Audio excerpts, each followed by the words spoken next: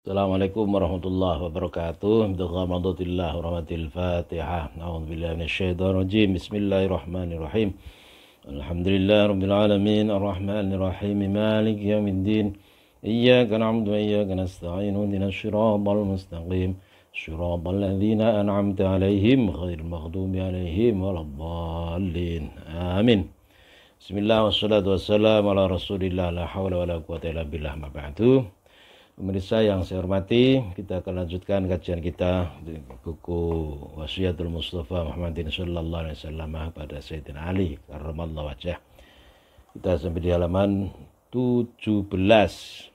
Kita akan baca terkait dengan faslun fil wudu'i wassalati, pasal tentang wudu dan salat.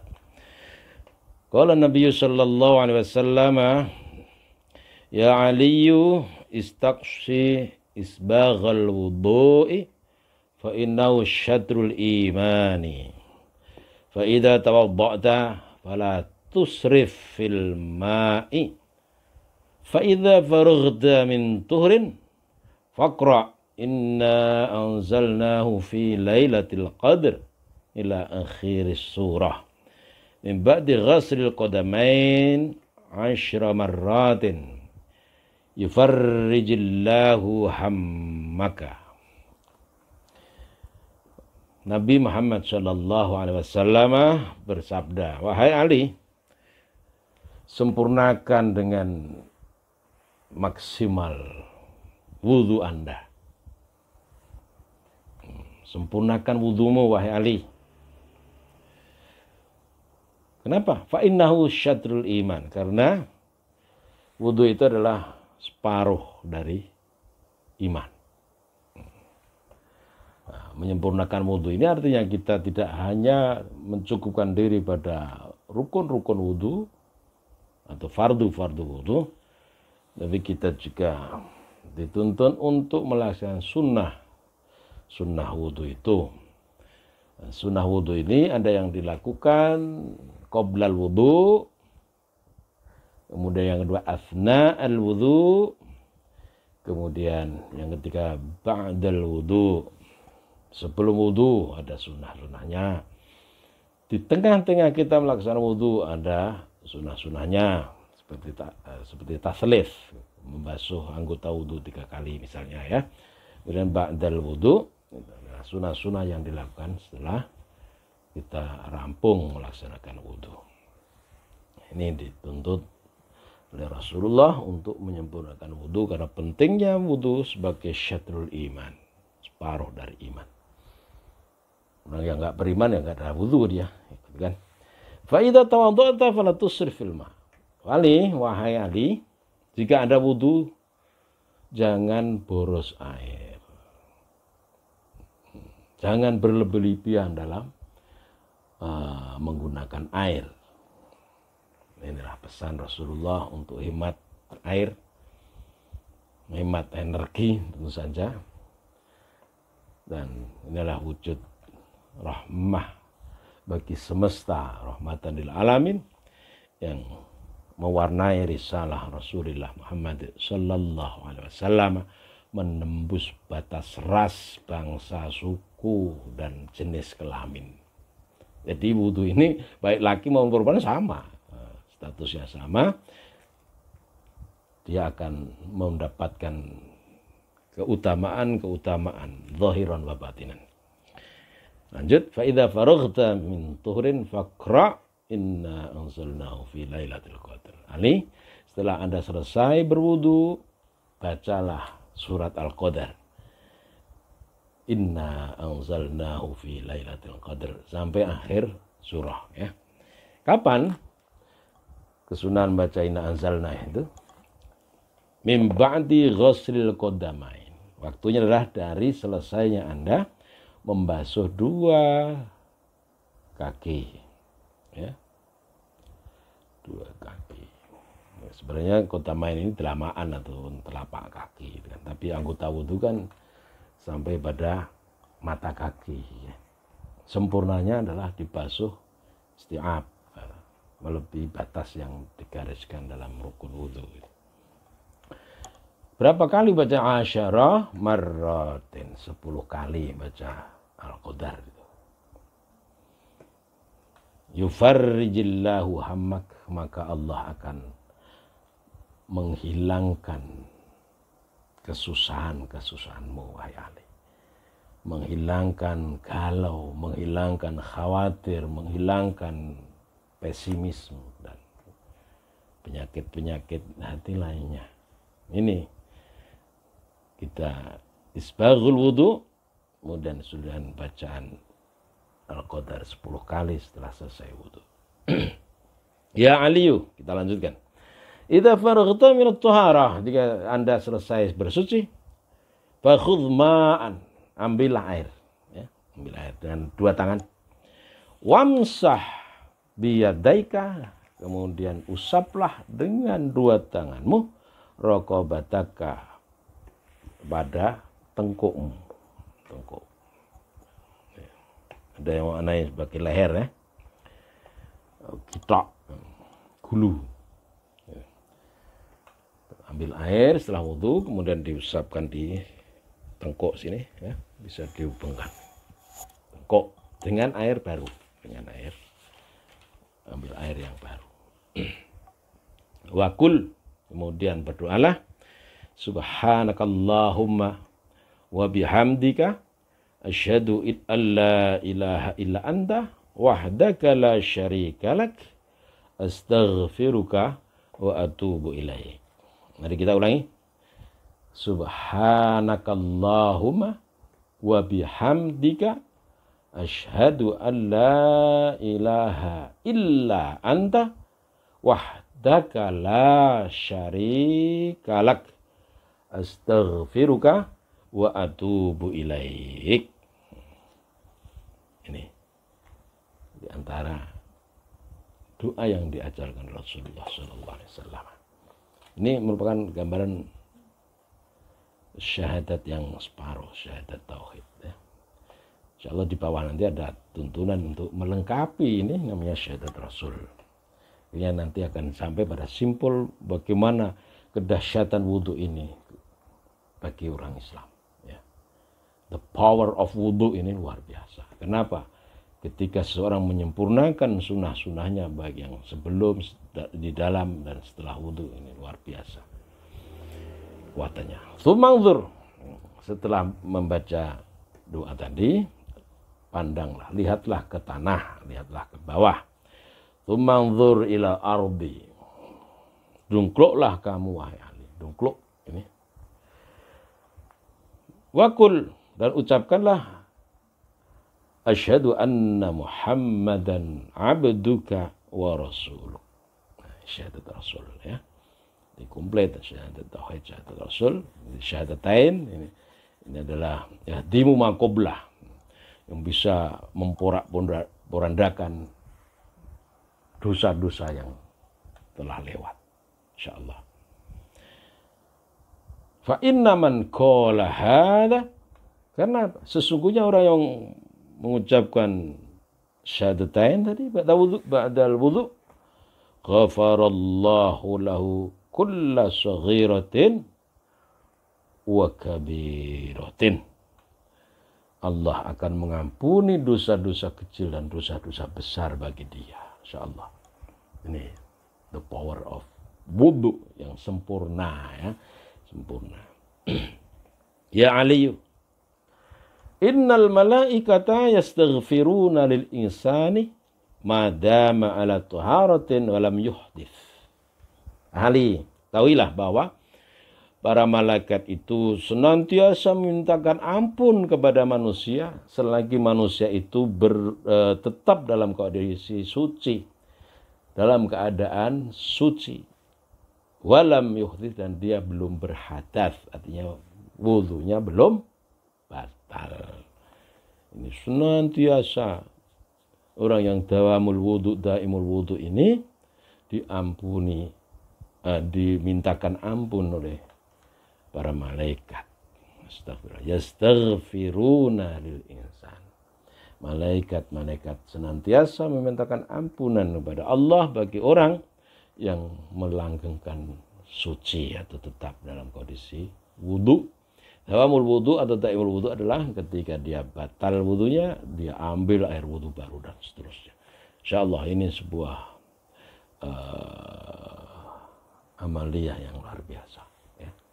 Ketika seorang mampu mengistiqomahkan ini, luar biasa. Dia mampu menjaga zahir dan batin dalam bermuamalah. Ya Ali, wahai Ali, man ightasala yaumal jumu'ati. Siapapun, ini termasuk perempuan ya, man di sini. Siapapun orang, baik laki maupun perempuan, mandi hari Jumat. Ghafarallahu lahu ma bainal jumu'ati ilal jum'ah. Maka dosa-dosanya di antara dua Jumat itu diampuni oleh Allah. Mukaffirat minadz dzunub. Di antara mukaffirat minadz dzunub adalah Jumat ilal jum'ah. Hadis menyebutkan sebelumnya adalah sholawatul khams, salat 5 waktu itu menghapus dosa, mukaffiratun lima bainahun, menghapus dosa-dosa di antara 5 waktu itu. Ketika seorang sholat duhur, kemudian sholat asar, ketika di tengah-tengah waktu antara duhur asar itu ada dosa, minas shaghair, dosa-dosa kecil itu dihapus semuanya oleh Allah. Masya Allah. Kemudian yang bersifat tahunan itu adalah wa ramadhanu ila ramadhan mukaffiratun lima bainahuma. Ramadan tahun lalu dan Ramadan tahun ini adalah penghapus dosa di antara keduanya. Tapi ini syarat dan ketentuan berlaku. SKB dalam bahasa iklan ya. SKB ini ya, syaratnya apa? Ketentuannya apa? Idza batil kabair, bila seorang menjauhi dosa besar. Nah, ketika dosa itu kepada Allah, maka tobatnya simple ya. Tapi ketika menyangkut hakul adami sama manusia, kita dituntut untuk tolabul halal minal mazlum, meminta halal kepada orang yang kita zolimi, kita langgar hak-haknya. Seharusnya tidak kita rasani, kok kita ngerasani dia gitu. Maka kita harus tolabul halal. Seharusnya kita menjaga hifdzul mal, harta mereka karena sesama muslim, sesama manusia, tentu saja seperti itu. Kok kita tidak menjaga kekayaan mereka, kita langgar hak mereka, apakah kekayaan fisik maupun kekayaan intelektual gitu kan. Maka ketika kita mau tobat pada Allah, harus tolabul halal minal madlum, kita harus minta halal pada orang yang kita langgar hak-haknya. Inilah hakullah, sangat berbeda dengan hakul adami ya. Itu ada di pembahasan syarat-syarat taubat ya. Itu. Selanjutnya adalah waj'ala dzalika tsawaban fi qabrihi wa thaqula ala mizanihi. Orang yang mandi Jumat tadi, samping keutamaan yang luar biasa mukaffiratuz dzunub, Allah akan memberikan pahala yang besar di alam kubur, dan Allah akan memperberat timbangan amalnya di yaumil hisab. Masya Allah. Apa saudara-saudara? Kita gemeni. Gemeni itu bahasa Indonesia apa ya? Kita memelihara kesunahan-kesunahan itu. Kesunahan-kesunahan itu. La tahtakir minal ma'ruf. Jangan sekali-kali Anda meremehkan kebaikan, sekecil apapun. Sebagaimana kita pun tidak boleh meremehkan dosa, sekecil apapun dosa itu. Hatta sokok selilit atau tusuk gigi. Ketika kita ambil tusuk gigi yang tidak halal, apakah kita mengambil milik orang lain, apakah kita memotong dahan ranting milik orang lain tanpa hak, tanpa izin, maka itu akan menjadikan pahala kita tertinding oleh Allah. Dan pernah ada buku namanya Selilit Sang Kiai. Seorang kiai gagal masuk surga. Kenapa? Karena dia tanpa disadari mengambil ranting pagar tetangganya ketika perjalanan menuju masjid untuk menghilangkan selilit yang ada di giginya ya. Kalau selilitnya itu daging sapi itu tidak masalah, ternyata selilitnya hanya bayam gitu kan. Boleh uceng kelangan delek dalam bahasa Jawa itu. Mencari hal yang kecil tapi melepas hal yang besar. Nyogok selilit tapi dia kehilangan ridho dari Allah. Naudzubillah. Inilah hakul adami yang luar biasa.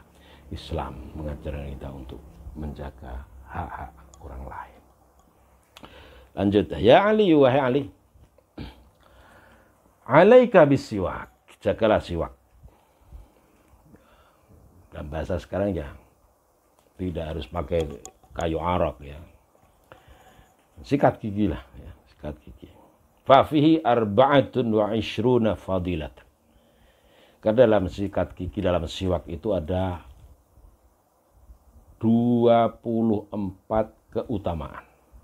Fitin, baik menyangkut hal-hal yang bersifat spiritual, keagamaan, wal badani, dalam hal yang bersifat jasmaniyah atau badaniyah.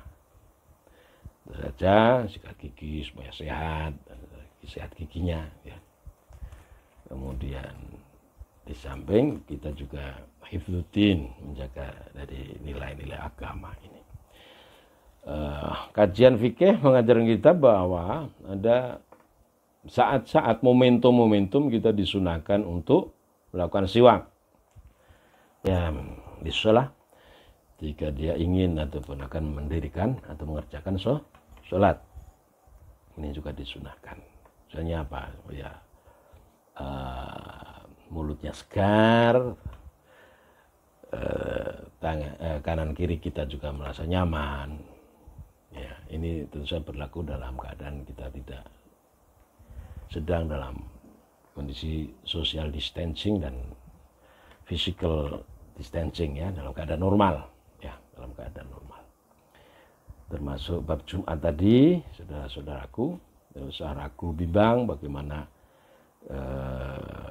beberapa broadcast yang ada di WhatsApp group ataupun media-media online yang lain mengabarkan pendapat yang mengatakan siapa 3 kali tidak Jumatan maka dia termasuk orang munafik gitu kan. Terus terang orang-orang dusun itu sama bingung. Terus gimana Pak, saya siapa yang menanggung dosa? Ini tidak bab menanggung dosa atau tidak. Kapan hadis itu diberlakukan adalah dalam keadaan normal, tanpa uzur, tanpa alasan. Seseorang kok tidak Jumatan sampai 3 kali, maka dia termasuk ainat minad din, dia mengingkari ajaran agama. Minan nifaq, dia orang yang munafik, katanya muslim kok tidak Jumatan, seperti itu. Itu ketika tanpa uzur, tanpa alasan. Nah, ketika darurat seperti saat ini, Indonesia dalam darurat COVID-19, maka yang namanya ad-daruratu itu tubihul mahdzurat. Dan kita sebagai muslim dipesan oleh Nabi, la darara wala dirara. Kita tidak boleh egois dalam beragama. Kita tidak boleh egois dalam menjalani kehidupan ini. Kita tidak boleh membahayakan diri sendiri wala dirara, maupun membahayakan orang lain. Dan kajian ilmiah menyatakan bahwa virus corona ini menyebar, salah satu medianya dari orang ke orang. Medianya adalah berkumpulnya orang, bertemunya orang. Jadi pemerintah tidak melarang Jumatan, tapi yang harus dihindari adalah berkumpulnya orang-orang. Nah, karena Jumatan itu juga harus berjamaah. Syafi'i menyatakan minimal 40 orang, itu rawan penularan, maka untuk sementara waktu para kiai yang tergabung di PBNU ataupun di PP Muhammadiyah, pemerintah, Majelis Ulama Indonesia menyatakan ini dalam keadaan darurat, gantilah tidak libur Jumat, tidak libur sholat, kan. Gantilah Jumatan dengan sholat zuhur di rumah aja, berjamaah dengan keluarga. Ini diantara ikhtiar bersama. Kenapa? Tasarruful imam ala ra'iyah manutun bil maslahah. Bahwa kebijakan-kebijakan pemerintah untuk rakyatnya adalah harus berpijak kepada nilai kemaslahatan. Dan kemaslahatan khifdun nafsi itu harus didahulukan. Menjaga jiwa itu harus didahulukan. Bukan hanya jiwa kita, tapi juga jiwa orang lain. Nah, seperti ini saudara-saudaraku. Tentang fadilah bersuci, khususnya wudhu ya, dan siwak. Siwak punya 24 kebaikan fidini wal badani.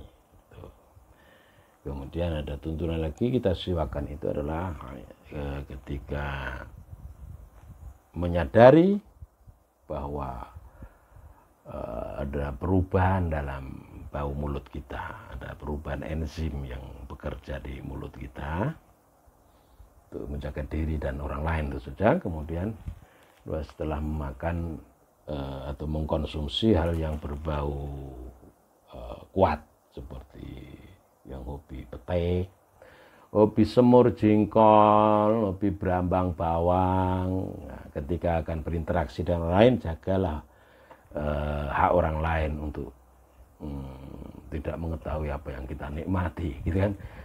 Sikat dulu, siwak dulu sebelum berinteraksi orang lain, gitu kan. Kita setelah memakan hal-hal yang kita sebutkan tadi. Ya, Islam membawa kedamaian bukan untuk kita sendiri, tapi juga untuk orang lain. Kesalinganlah mewarnai ajaran Islam. Wujud dari kedamaian itu adalah wa ma arsalnaka illa rahmatan lil alamin. Demikian yang kita sampaikan dan kita kaji pada malam ini. Mudah-mudahan kita tetap dalam keadaan sehat walafiat, diridhai oleh Allah Subhanahu wa taala. Allahumma innaka afuwwun karim tuhibbul afwa fa'fu anni wallahul muwaffiq ila aqwamit thoriq. Assalamualaikum warahmatullahi wabarakatuh.